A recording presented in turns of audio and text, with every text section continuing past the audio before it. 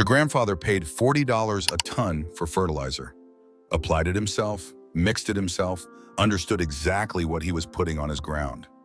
You pay $800 a ton, same nitrogen, same phosphorus, same potassium, same field, 20 times the price, for the same nutrients that have been feeding crops since before your grandfather was born. And if the supply chain breaks, if Russia stops exporting, if a pipeline goes down, if a single company decides to cut production, you find out what your crops cost without fertilizer. Well, your grandfather never worried about that. You think about it every spring. In 1960, a ton of anhydrous ammonia cost your grandfather approximately $40. Adjusted for inflation, that's roughly $350 in today's money. Today, anhydrous ammonia trades between $700 and $1,200 a ton, depending on the season and who controls the supply.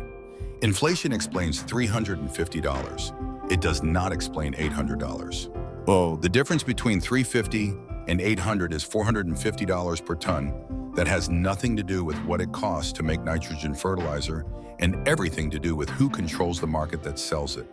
If old iron runs in your blood, subscribe to Classic Farm Iron. Fellow farmers are watching right now. Three forces drove fertilizer from $40 a ton to $800. Consolidation of the industry, globalization of the supply chain, the financialization of a commodity that farmers cannot live without. Each force made the price higher. Each force made the farmer more dependent on fewer suppliers with less competition and more pricing power than your grandfather ever faced. Consolidation first. Your grandfather bought fertilizer from local dealers, regional distributors who competed with each other for his business. 3 or 4 suppliers within reasonable distance, each one wanting his account. That competition kept the price honest. The fertilizer itself came from dozens of manufacturers, American companies producing American nitrogen from American natural gas. The supply was local. The competition was real. The price reflected what it actually cost to make the product, plus a reasonable margin. The consolidation began in the 1980s. CF Industries acquired competitors through the 1990s. Mosaic formed from the merger of Cargill's crop nutrition business and IMC Global in 2004. Nutrien was created when Agrium and Potash Corp merged in 2018, creating the largest fertilizer company in the world. Yara International consolidated its position in global nitrogen markets. Each merger removed a competitor. Each acquisition concentrated pricing power in fewer hands. Today, 4 companies control the majority of North American fertilizer supply: Nutrien, Mosaic, CF Industries, Yara. When 4 companies control what goes on your fields, you are not negotiating a price. You are accepting one. Your grandfather's local dealer competed for his business. That dealer is gone now, absorbed into a regional distributor. That regional distributor is gone too, absorbed into a national network. The national network buys from one of 4 companies that sets the price for the entire market. The competition that protected your grandfather's cost was eliminated layer by layer over 40 years. Globalization second. Your grandfather's fertilizer came from American plants using American natural gas. The supply chain was short and domestic. A problem in one plant could be covered by another plant 2 states away. The system had redundancy. The system had resilience. The system was not dependent on a single country or a single political decision 10,000 miles away. Today's fertilizer supply chain runs through Russia, Belarus, China, Morocco, and Canada. Russia alone supplies roughly 20% of global nitrogen fertilizer. Russia and Belarus together supply nearly 40% of global potash. China controls a significant share of phosphate production. In 2021, natural gas prices spiked across Europe. European fertilizer plants shut down because they couldn't produce nitrogen profitably. Global fertilizer prices doubled in months. Your grandfather's local plant would have kept running. Your global supply chain stopped. In 2022, Russia invaded Ukraine. Sanctions restricted Russian fertilizer exports.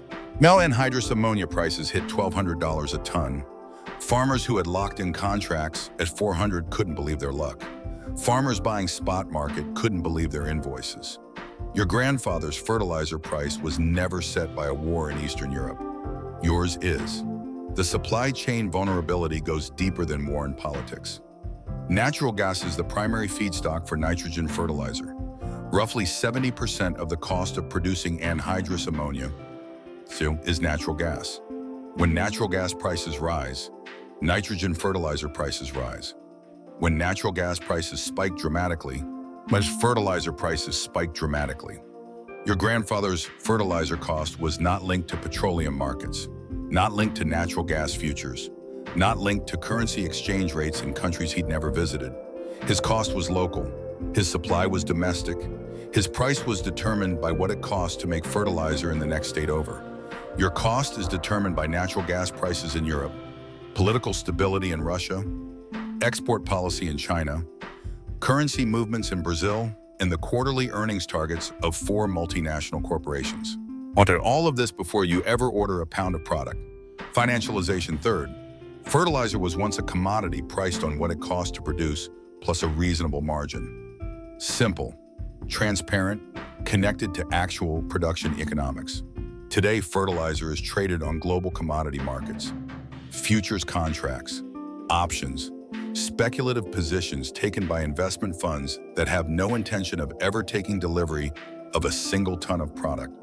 The financial layer adds volatility to a market that farmers cannot exit. Your grandfather could say no to a price he didn't like. Walk away. Must find another supplier. Wait for competition to bring the price down. You cannot say no to fertilizer, not completely. Not if you're farming corn, not at the yields that make your operation viable. The consolidated suppliers know this. The financial markets know this. You are a captive buyer in a market designed for captive buyers. The financial math tells the story plainly. Your grandfather applied roughly 80 pounds of actual nitrogen per acre in 1965. At $40 a ton for anhydrous ammonia, his nitrogen cost ran approximately $3.20 per acre. Total fertilizer cost for a 500-acre corn operation, nitrogen, phosphorus, potassium combined, ran perhaps $10 to $12 per acre, $6,000 total, for 500 acres for the whole season. Today's nitrogen application for corn runs 140 to 180 pounds of actual nitrogen per acre.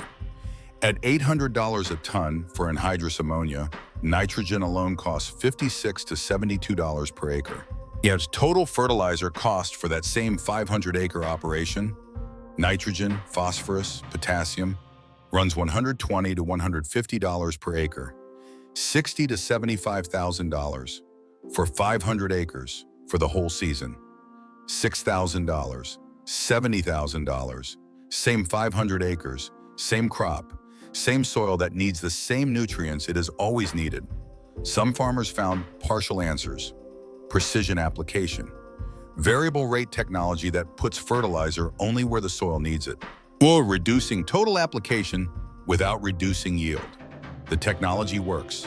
The savings are real on operations that can afford the precision equipment. Cover crops that fix nitrogen biologically. Legumes that pull nitrogen from the atmosphere and deposit it in the soil. Your grandfather used this, not as technology, as common sense. Clover in the rotation. Alfalfa on the ground that needed building. Nitrogen that cost nothing but time and the price of seed. Manure management. Livestock operations that produce fertility as a byproduct of production. Well, your grandfather integrated crops and livestock, partly because the manure fed the ground that fed the crops that fed the livestock. A closed loop that modern row crop farming largely abandoned when fertilizer was cheap enough to replace the loop. Fertilizer was cheap enough to replace the loop for about 30 years. It isn't anymore. The deeper loss is not just the money. Your grandfather understood his soil's fertility in a direct personal way. He watched what happened when he applied manure to a particular field. He noticed which fields responded to which treatments. He built knowledge about his specific ground over decades of observation. That knowledge was worth something beyond the cost savings. It was agricultural intelligence specific to his farm, accumulated over a lifetime, passed to his son in the field. Today's fertility program comes from an agronomist employed by the company that sells the fertilizer. The recommendation is designed to maximize yield and to maximize fertilizer sales. These interests are not always identical. Your grandfather's interest and his knowledge were the same thing. His ground, his observation, his decision. Your grandfather walked his fields in the fall and understood what they had produced and what they would need. He made decisions about fertility based on decades of watching that specific soil respond to specific treatments. He applied what he knew from what he had seen. The knowledge was his. The decision was his. The cost was $40 a ton. You receive a prescription from a software program that analyzes satellite imagery and soil samples and recommends 160 pounds of actual nitrogen at $800 a ton. The knowledge belongs to the software company. Much of the decision is constrained by what you can afford from what the market charges. The cost is $70,000 for a season. $40, $800, same field, same crop, same soil that needs nitrogen and phosphorus and potassium, the same as it always has. Different system controlling the price. What did your grandfather pay for fertilizer? Do you know the number? Did he talk about what a ton cost? Did he use cover crops or manure or rotation to reduce what he needed to buy? Does your operation still do any of that? Or did cheap fertilizer end those practices before the price stopped being cheap? Do you remember the first year the fertilizer bill made you stop and stare at the number? The first year it felt like something had changed permanently? Tell us below, because the farmers who remember $40 fertilizer understand something about $800 fertilizer that no commodity analyst will ever explain correctly. Share this with a farmer who applies fertilizer every spring and runs the numbers every fall, hoping the price comes back down the way it was when his grandfather called it just another cost of farming.